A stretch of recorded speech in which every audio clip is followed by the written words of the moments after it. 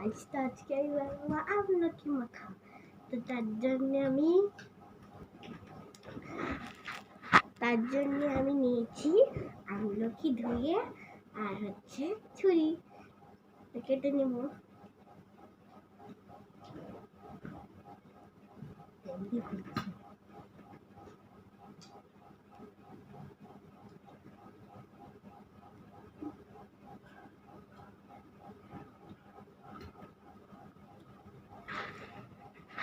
তো আমার সব কাটা হয়ে গেছে।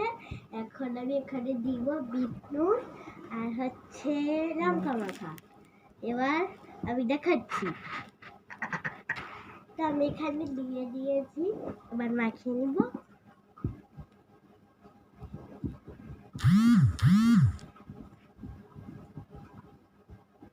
হয়ে গেছে। এবার 5 মিনিটের জন্য রোদে রাখতে হবে।